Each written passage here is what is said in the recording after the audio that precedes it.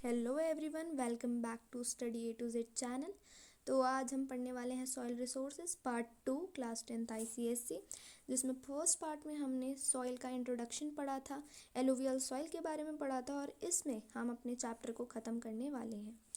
तो without wasting our time let's start the chapter. तो सबसे पहले हम पढ़ेंगे ब्लैक सॉइल के बारे में। अब भाई जो ब्लैक सॉइल है ये 16% ऑफ इंडिया को कवर करता है, इंडिया के लैंड को कवर करता है। इसको दो नाम से जाना जाता है, रेगर एंड रेसिडुअल। अगर आ जाए और आया भी है तो आपने ब्लैक सॉइल लिखना है, कंफ्यूज नहीं होना है। Write the composition of regur soil, तो regur is black soil only. Okay, then we talk about कि ये पाया कहाँ जाता है, तो ये मेनली डेकन ट्रैप रीजन में पाया जाता है। अब वाई डेकन ट्रैप रीजन, इसका हमें पता चल जाएगा, अभी नेक्स्ट लाइन में लिखा है कि ये बनता कैसे है। ये एक रिजल्ट है डेन्यूडेशन ऑफ लावा फ्लो, मतलब जहाँ पर भी लावा होता है, अब लावा मतलब जहाँ पर भी इरप्शन होगा, जहाँ पर भी लावा इरप्शन होगा ऑब्वियसली वहाँ पे पाया जाएगा। तो ये कहाँ पे मिलेगा, मेनली हमें डेकन ट्रैप रीजन में ही मिलेगा। फिर बात करते हैं इसकी कंपोजिशन की, तो ये वोल्केनिक रॉक के ब्रेकिंग से बनता है, breaking of volcanic rock, mainly basalt. अब यहाँ पे एक रॉक का नाम लिखा है basalt, which is very important, जो कि आता है कि कौन सी मेन रॉक है जिससे ब्लैक सॉइल बनता है, जिसकी ब्रेकिंग से ब्लैक सॉइल बनता है। So the answer will be your basalt. Then talk about, अब देखो मैंने आपको पहले वाले लेक्चर में बताया था कि सिर्फ एलुवियल सॉइल ही एक ऐसा सॉइल है जो कि एक्सीटू है, मतलब बनता कहीं और है, मिलता कहीं और है, बट बाकी सारे सॉइल आपको इन सीटू ही मिलेंगे। यहाँ पे ब्लैक सॉइल इन सीटू है, रेसिडुअल हमने पढ़ लिया, रेगर हमने पढ़ लिया। बात करते हैं इसके कैरेक्टरिस्टिक्स की कि पता कैसे चलेगा कि हाँ ये ब्लैक सॉइल है। तो सबसे पहला कैरेक्टरिस्टिक, ये आयरन में रिच है। अब ऑब्वियसली अगर ये अर्थ की क्रस्ट के अंदर आ रहा है तो अर्थ के अंदर तो कितना ज़्यादा आयरन कंटेंट होता है, तो ये आयरन में बहुत रिच होता है। अब यहाँ पे बच्चों को ज़्यादातर एक डाउट रहता है कि ये भी आयरन है और रेड सॉइल भी आयरन है, तो क्या क्या करें। तो इसमें एक माइनर डिफरेंस ये है कि इसमें आयरन रिच है और उसमें आयरन ऑक्साइड रिच है। डिफरेंस ये है, ब्लैक सॉइल आयरन रिच है और red soil iron oxide rich है, ये चीज़ याद रखनी है।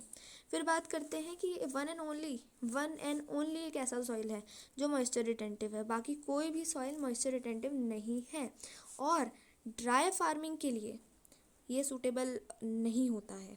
बात करते हैं हम rich in potash, magnesium, calcium. अब हम देखते हैं कि इसकी जो रिचनेस है वो ऐसे कंपाउंड में ही है जो हमारे अर्थ के अंदर पाए जाते हैं, क्योंकि ऑब्वियसली डेल्यूडेशन ऑफ लावा से बन रहा है, तो ऐसे ही मटेरियल इसके अंदर, ऐसे ही मिनरल होंगे जो कि अर्थ की क्रस्ट के अंदर पाए जाते हैं। और ये चीज़ आप नोटिस करना आगे भी जाके कि जो डेफिशिएंसी होगी वो लगभग लगभग सब में सेम है। Nitrogen, humus, phosphorus, nitrogen humus potash, किसी में नाइट्रोजन ह्यूमस फॉस्फोरस, तो ये लगभग लगभग क्या है, सेम ही जाएगी सब में। फिर बात करते हैं कि मिलता कहाँ है। अब ये वहीं पे मिलेगा जहाँ पे वॉल्केनो होगा, लावा इरप्शन होती है, उसी जगह पे ही मिलेंगे। डेक्कन प्लेट्यू में पता है हमें, महाराष्ट्र, गुजरात, मध्य प्रदेश, आंध्र प्रदेश एंड तमिलनाडु, इन जगहों पे ये हमें मिल जाता है। फिर बात करते हैं कि इसमें कौन सी क्रॉप्स को हम ग्रो कर सकते हैं। तो सबसे पहले cotton, jowar, wheat, sugar cane, oil seed, fruit, vegetable. अब फ्रूट वेजिटेबल ये नहीं कि सारे, हाँ कुछ कुछ हैं एक्सेप्शन, बट इतना डीप में हमें पढ़ना है नहीं, तो हम नहीं पढ़ेंगे।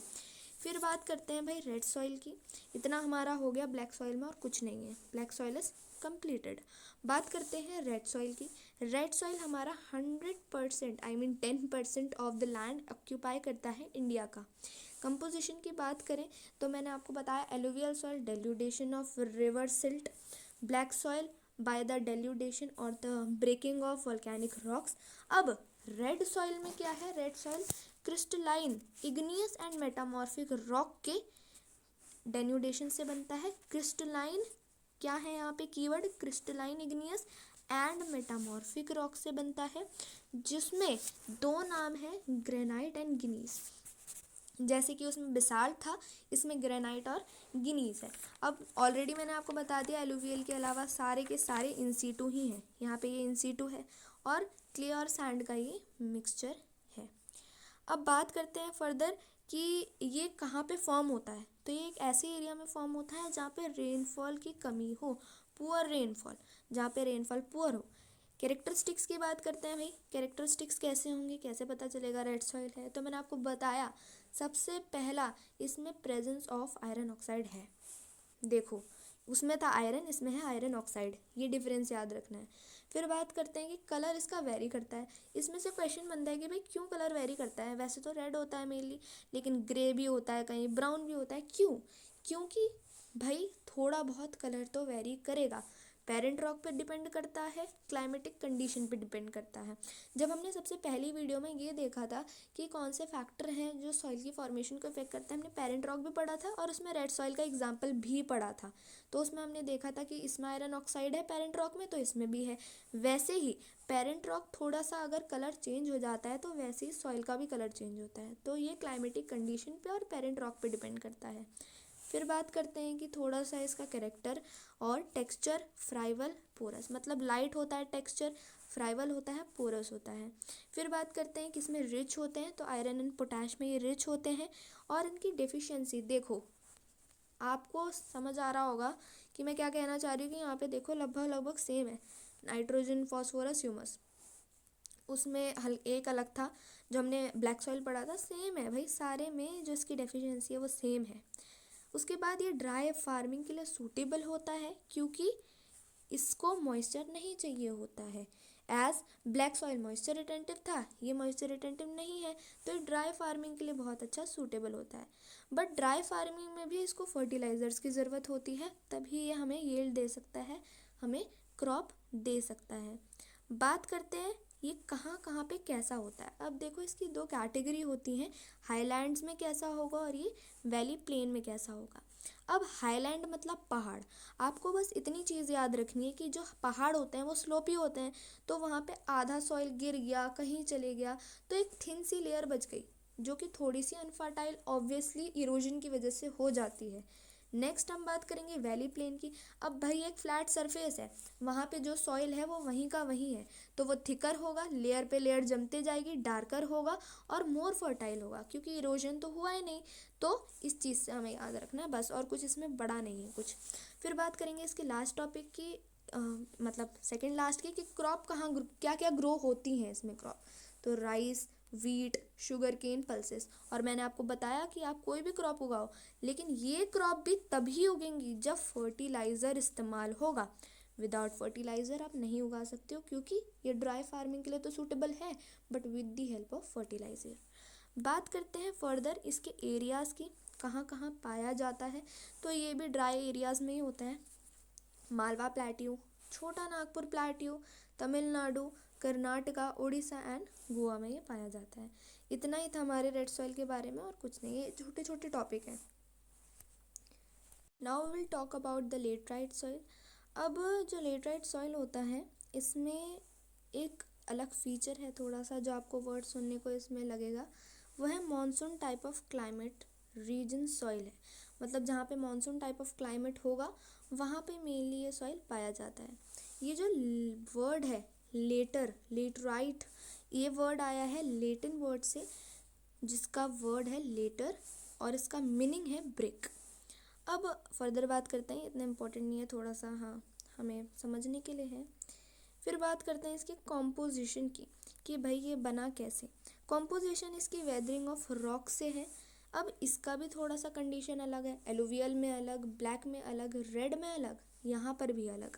बट यहाँ पे कोई पर्टिकुलर सॉइल तो नहीं है, बट यहाँ पे कंडीशन है, हैवी रेनफॉल होनी चाहिए, प्रेशर हाई होना चाहिए, टेम्परेचर हाई होना चाहिए, और एज वेल एज वेट और ड्राई पीरियड ऑल्टरनेटिंग होने चाहिए। जिस पे क्या हो, कहने का मतलब ये है कि बारिश हो, बहुत तेज़ बारिश हो, बहुत प्रेशर बने, एक बार सॉइल की लेयर जम जाए, फिर ड्राई पीरियड हो जाए, फिर वो सूख जाए, फिर बहुत ज़्यादा ऐसा पीरियड आए हाई प्रेशर का, टेम्परेचर, रेनफॉल, फिर सूखे, फिर जमे, मतलब यहाँ पे लेयर बाय लेयर जमते जाए, कहने का मतलब ये है। तो ये formed by the weathering of rocks, weathering of rocks से होता है। और ऐसे रीजन में जहाँ पे हाई प्रेशर हो, जहाँ पे टेम्परेचर हाई हो, जहाँ पे हैवी रेनफॉल हो, with alternating wet and dry period. ये पूरा ही एक कीवर्ड है जो आपको लिखना ही लिखना है अगर ये आया तो।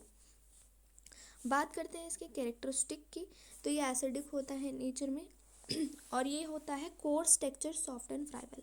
मतलब एक हो गया इसका कैरेक्टरिस्टिक कि ये कोर्स होता है, टेक्सचर में सॉफ्ट होता है और फ्राइबल भी होता है।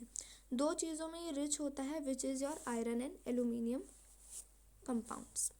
बात करते हैं ये पुअर किस में है, तो हाँ इसकी पुअरनेस, इसकी डेफिशिएंसी बहुत अलग है, बहुत मतलब बिल्कुल ही अलग है। ये लाइम में और सिलिका में होता है डेफिशिएंट। अब क्यों डेफिशिएंट होता है, लीचिंग की वजह से डेफिशिएंट होता है। फिर बात करते हैं कि ये जो रेड होता है कलर, ये किसकी वजह से होता है इसका। अब जो लेटराइट सॉइल होता है इसका भी जो कलर है वो थोड़ा सा रेड होता है, तो वो कलर आयरन की वजह से होता है, मतलब बहुत कम आयरन प्रेजेंट होता है इसमें। अब ये सूटेबल होता है ब्रिक्स के लिए, बिल्डिंग मटेरियल बनाने के लिए, लाइक ब्रिक्स, ठीक है। फिर बात करते हैं हमारे, ये अनसूटेबल होता है एग्रीकल्चर के लिए। अब भाई क्यों है अनसूटेबल एग्रीकल्चर के लिए, क्योंकि पहली बात ये मॉइस्चर रिटेंटिव नहीं है, दूसरी बात मॉइस्चर रिटेंटिव नहीं है, सेकेंडली एसिडिक बहुत है। एसिडिक मतलब रेड सॉइल तो हमारा एसिडिक था ही, बट ये काफ़ी ज़्यादा एसिडिक है। और पहले के टाइम में तो इसमें कुछ नहीं कर सकते थे, बट आजकल इरिगेशन की हेल्प से और फर्टिलाइज़र्स की हेल्प से इसमें भी क्रॉप उगाए जा रहे हैं, जैसे कि कॉफ़ी, टी और आपके ये सब चीज़ें ग्रो करी जाती हैं। फिर बात करते हैं कि जो वैसे पहले करी जाती थी इसमें फर्टिलाइज़र का इस्तेमाल करके, छोटा मोटा रबड़, कॉफ़ी, तो इसी का आ गया पार्ट, कैश्यू नट एंड टोपिको जो भी है ये भी ग्रो करा जाता है। फिर बात करते हैं फर्दर इसके एरियाज़ की कि ये कहाँ कहाँ पाया जाता है, तो ये वेस्टर्न घाट्स में होता है, आपके केरल में होता है, सतपुरा में होता है, मालवा प्लेट्यू में होता है, गोवा में, hills of Assam and Meghalaya में पाया जाता है। अब हमारे पास जितना भी सॉइल था, मतलब जितना भी हमने सॉइल के बारे में करना था हमने पूरा ख़त्म कर लिया है। अब हमें बात करनी है यहाँ पे सॉइल इरोजन टॉपिक की, ठीक है, जो कि बहुत ही आसान टॉपिक है, छोटे छोटे क्वेश्चन बनते हैं, तो you have to attempt it. अब बात करते हैं सॉइल इरोजन है क्या। हम बचपन से तो नहीं, 6-7 से सुनते हैं ये टर्म सॉइल इरोजन। तो सॉइल इरोजन में होता क्या है, डिटैचमेंट होती है सॉइल की, मतलब सॉइल निकलती है अपनी जगह से, जिस जगह वो है वो निकलती है।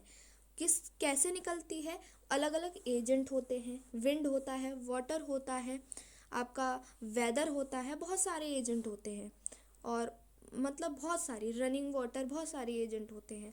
और इसकी वजह से जो होता है वो होता है कि फर्टिलाइज़र, मतलब जो सॉइल की फर्टिलिटी होती है वो फर्टिलिटी कम हो जाती है सॉइल इरोजन की वजह से। तो बात करते हैं सॉइल इरोजन की, एक बार डेफिनेशन पढ़ लेते हैं कि detachment and transportation of soil by agents of denudation and weathering, running water, wind, ठीक है। कुछ सिंपल सी डेफिनेशन, कुछ नहीं है। अब हम टाइप्स पढ़ेंगे इसके, मेनली 2 टाइप की होती है हमारे पास सॉइल इरोजन, सबसे पहले रनिंग वाटर से, दूसरा विंड इरोजन से। अब रनिंग वाटर में भी ये 2 टाइप की होती है। सबसे पहला टाइप होता है हमारे पास sheet erosion and second is gully erosion. Sheet erosion में क्या होता है, जहाँ पे माउंटेन रीजन होते हैं वहाँ पे बहुत हैवी रेनफॉल भी होती है, स्टीप स्लोप्स भी होते हैं, तो vast amount of soil remove भी होती है। मतलब सबसे ज़्यादा सॉइल इरोजन अगर पूछी जाए तो वो हमारे पास शीट इरोजन होती है। अब शीट नाम ही इसलिए रखा गया है कि भाई पूरी परत की परत, शीट की शीटें निकल रही हैं सॉइल की, बहुत हैवी अमाउंट में इरोजन हो रहा है, तो उसको हम शीट इरोजन कह देते हैं। गुली आप जो पढ़ो, आपको जैसे याद रहे, तो गुली इरोजन इज समथिंग जो चैनल्स के थ्रू पानी बह रहा है और फ्लोइंग वाटर से जो होता है इरोजन, जो कि एग्रीकल्चर को कट अप कर देता है और जो कल्टीवेशन होता है सॉइल को अनफिट बना देता है कल्टीवेशन के लिए। Last type of erosion which is the wind erosion. अब विंड इरोजन नाम में ही काम है कि भाई हवा से जो इरोजन हो रहा है। अब हवा से इरोजन कहाँ होगा, अब जहाँ पे गीली मिट्टी होगी वो उड़ तो सकती नहीं है, तो ऑब्वियसली ये ऐसे एरिया में होगा जहाँ डेजर्ट होगा, जहाँ ड्राई रीजन होगा, वहाँ पे ये होगा। जहाँ पे वेजिटेशन नहीं होगा तो वहाँ पे सबसे पावरफुल जो एजेंट होता है इरोजन का वो होता है विंड। इतना हमने समझ लिया। अब नेक्स्ट चीज़ हम क्या पढ़ते हैं, देखो हमने सॉइल इरोजन में ये पढ़ा कि सॉइल इरोजन है, सॉइल इरोजन दो टाइप से हो रहा है, बट एक और फैक्टर सॉइल इरोजन का आता है जो कि हम ह्यूमंस खुद हैं। Humans factor, human depending factor कि भाई हम क्या कर रहे हैं जिसकी वजह से ये सॉइल इरोजन हो रहा है।